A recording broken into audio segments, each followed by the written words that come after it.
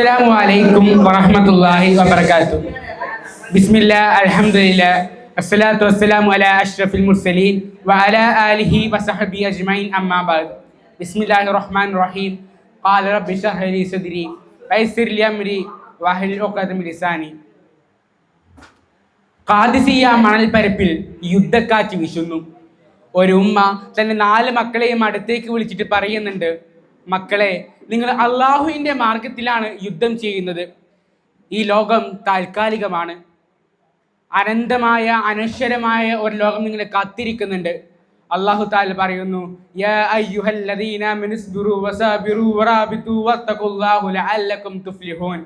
വിശ്വാസികളെ, നിങ്ങൾ സ്ഥിരത പുലർത്തുവിൻ, നിങ്ങൾ ജാഗ്രത കാണിക്കുവിൻ, നിങ്ങൾ ക്ഷമാശീലരാവുവിൻ, നിങ്ങൾ അള്ളാഹുവിനെ ഭയപ്പെടുവിൻ, എങ്കിൽ വിജയം നിങ്ങൾക്കാണ്. യുദ്ധം അവസാനിച്ചു. ആ ഉമ്മ ആഗ്രഹിച്ചതുപോലെ ആ 4 മക്കളും രക്തസാക്ഷികളായി. എന്നിട്ട് ആ ഉമ്മ ആ യുദ്ധഭൂമിയിലേക്ക് കടന്നു വന്നിട്ട് പറയുന്നുണ്ട്, എൻ്റെ മക്കളുടെ രക്തസാക്ഷിത്വം കൊണ്ട് എന്നെ ആദരിച്ച സർവശക്തനായ സർവാധിപനായ അള്ളാഹുവിനാണ് സർവസ്തുതിയും. വിശ്വാസം കൊണ്ട് ആ വേദനയെ സഹിച്ച ആ ഉമ്മയെ ചരിത്രം വിളിച്ചത് വേദനകളെയും തൻ്റെ വിഷമങ്ങളെയും തൻ്റെ പരീക്ഷണങ്ങളെല്ലാം അടുക്കുന്ന, ഒന്നും ഇല്ലാതാക്കുന്ന ഒരു കാര്യമായ ഈ ക്ഷമ വിജയത്തിൻ്റെ താക്കോലാണ് കാര്യം നമ്മൾ മറന്നിട്ടുണ്ട്. നമ്മൾ ജീവിതത്തിൽ പല നിർണായക ഘട്ടങ്ങളിലും നമ്മൾ ധൃതി കാണിക്കുന്നുണ്ട്, അല്ലെങ്കിൽ പെട്ടെന്ന് ആഗ്രഹം നമ്മൾ പ്രകടിപ്പിക്കുന്നുണ്ട്. അഹ്മദ് ബിൻ ഹംബൽ റളിയല്ലാഹു അൻഹുവിനെ കാലാകാലമായി കാത്തിരുന്ന നമ്മൾ അന്വേഷിക്കുമ്പോൾ അവിടെ ഇല്ലാതായി പോകുന്നത് നമ്മുടെ ജീവിതത്തിലെ ഏറ്റവും വലിയ വിജയമായ ക്വാളിറ്റി ലൈഫാണ്. ഓഹിയോ യൂണിവേഴ്സിറ്റി നടത്തിയ പഠനം പ്രകാരം മനുഷ്യന് തൻ്റെ ജീവിതത്തിലെ പെട്ടെന്നുള്ള കാര്യങ്ങളെയാണ് തിരഞ്ഞെടുക്കുന്നത്, അല്ലെങ്കിൽ അവർക്ക് കുറച്ച് സെക്കൻഡുകൾ പോലും കാത്തിരിക്കാൻ അവർക്ക് ക്ഷമയില്ല എന്ന് പഠനം നടത്തിയിട്ടുണ്ട്. അതിൽ നിന്ന് നമുക്ക് മനസ്സിലാകുന്നത് അറിവ് നുകരുന്ന പോഡ്കാസ്റ്റുകളേക്കാൾ എത്രയോ മികച്ചതാണ്, അല്ലെങ്കിൽ എത്രയോ നമ്മൾ ഇഷ്ടപ്പെടുന്നത് ഇൻസ്റ്റാഗ്രാം റീൽസുകളെയാണെന്നാണ്. സമ്മർദ്ദങ്ങൾ കുറക്കുന്ന, വികാരങ്ങളെ നിയന്ത്രിക്കുന്ന, ബന്ധങ്ങളെ ശക്തിപ്പെടുത്തുന്ന ക്ഷമ, ഈമാനിന്റെ പാതയായ ഈ ക്ഷമ ഈ തലമുറയിൽ നിന്ന് മാറ്റിപ്പെട്ടിട്ടുണ്ട്, അല്ലെങ്കിൽ ആരും അത് സ്വായത്തമാക്കാൻ തയ്യാറാവുന്നില്ല.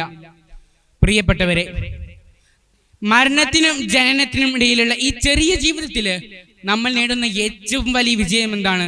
ഏറ്റവും മഹത്തരമായ വിജയം എന്താണ്? അല്ലെങ്കിൽ അതിലേക്ക് നയിക്കുന്നത് എന്താണ്? അള്ളാഹുവിന്റെ സഹായം. ഇന്നല്ലാഹു മഅസ് സാബിരീൻ. നിശ്ചയമായും അള്ളാഹു ക്ഷമിക്കുന്നവരുടെ കൂടെയാണ്.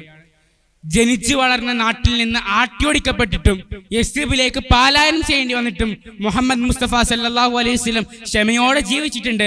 അതിൻ്റെ അനന്തരഫലമായിട്ടാണ് ആട്ടിയോടിക്കപ്പെട്ട നാട്ടിൽ നിന്ന് പുറത്താക്കപ്പെട്ടിട്ടും, ഈ സ്വന്തം നാട്ടിൽ നിന്ന് പുറത്താക്കപ്പെട്ടും കാത്തിരുന്ന് കാലങ്ങൾക്ക് ശേഷം പ്രവാചകർ സല്ലല്ലാഹു അലൈഹി വസല്ലം ഹിജ്റ 8-ാം വർഷം മഹാജനാവലിയുടെ അകമ്പടിയോടുകൂടി മക്കാ വിജയത്തിന്റെ വിളംബരമായി താൻ പിറന്ന മണ്ണിലേക്ക് നബി സല്ലല്ലാഹു അലൈഹി വസല്ലം വിജയശ്രീ ായിട്ട് തിരിച്ചു വരവുണ്ട്.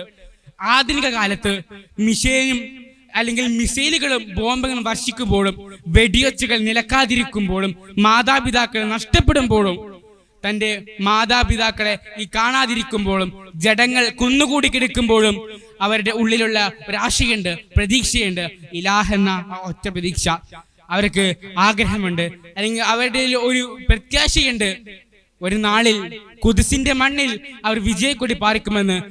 ആ സഹനത്തിന്റെ, ആ ആത്മാർപ്പണത്തിന്റെ, ആ ആത്മാർത്ഥതയുടെ അനന്തരഫലമാണ്, അല്ലെങ്കിൽ അതിന്റെ പ്രതിരൂപമായിട്ടാണ് ഫലസ്തീനിന്റെ മക്കളെ നമ്മൾ കാണുന്നത്.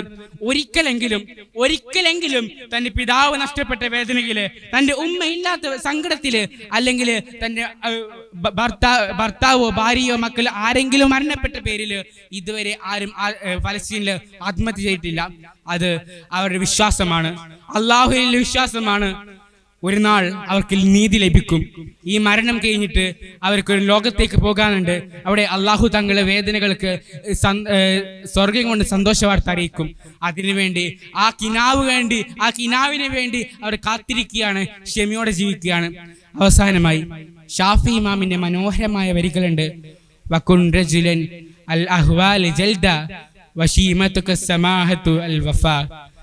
നിന്റെ പ്രശ്നഘട്ടങ്ങളില്, നിന്റെ പ്രതിസന്ധ ഘട്ടങ്ങളില് നീ ഒരു പുരുഷനായിട്ട് മാറുക, പ്രതിബദ്ധതയും വിശ്വാസവും നിന്റെ അടയാളങ്ങളാകട്ടെ. അസ്സലാമു അലൈക്കും.